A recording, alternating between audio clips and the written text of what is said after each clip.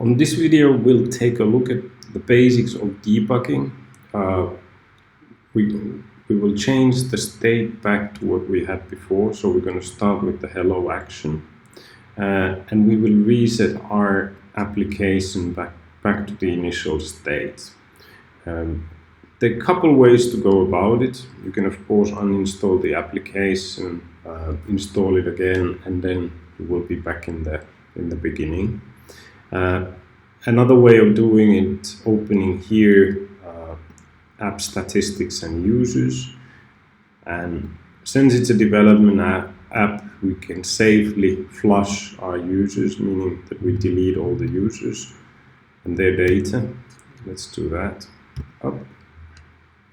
And now, actually, the simulator will tell that the user was not found because it was deleted, and it will take us back to the beginning of an app. In order to debug things a little easier, we have a few helpers. One is our debug action. We will create a new branch for that. So let's create the debug action. And inside action called debug, and here mobile debug, and active. This is obviously something you don't want to show to your users, so you can define the triggering. Triggering can be typed, for example, with your registration email or password or whatever you wish it to be. And to have access, since this is now the main user, when you click home, you end up on this action. We can make it visible on the side menu. And from the side menu here, we'll define from the branch. This is the easiest way of putting something on the side menu. So on the debug branch, click on edit, go to view, and we will show it in the side menu when it's triggered. We still need to make sure that it's triggered, so we're going to change the triggering to always on. So the trigger tab, always on, view, show inside menu. And now when we refresh the view here, the debug action is available here on our side menu. Let's open and see what's inside there. First of all, the debug action will give us our IDs. It's useful to know often the IDs. We have a few different IDs here.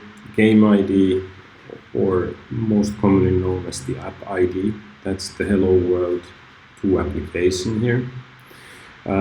Your play ID, which is same as your user's information, and different from the user ID. The user ID should be considered temporary. So if you ever install a new application, you will end up with a new user ID. And with that new installation, if you log in, you will end up with the same old play ID if it's found.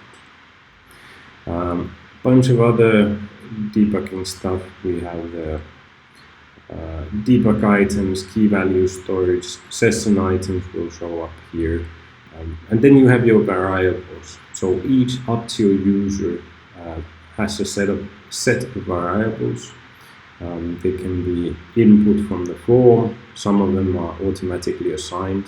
For example, here we see the app version, the build version, our device, screen height, screen width, and it's also telling us that we're using iPhone.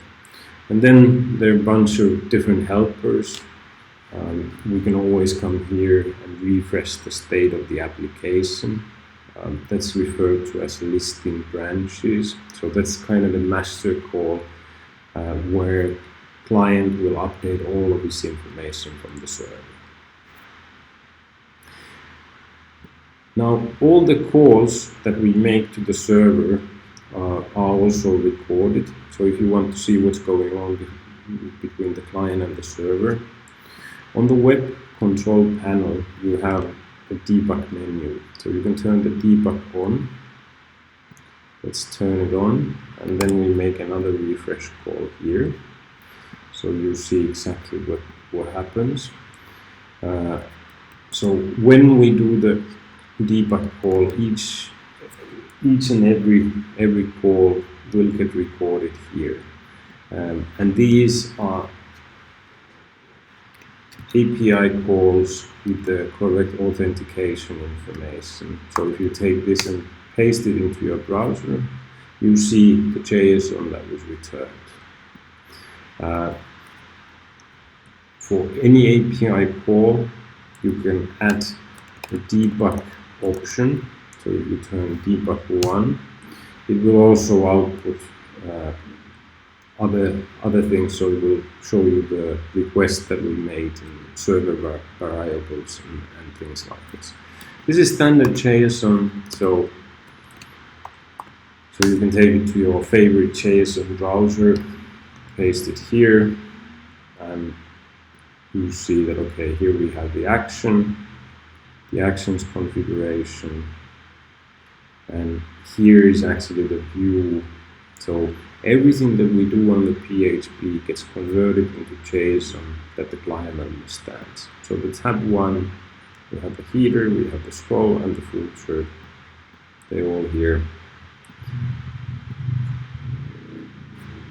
Anytime you have problems with the call, this is one way to go about looking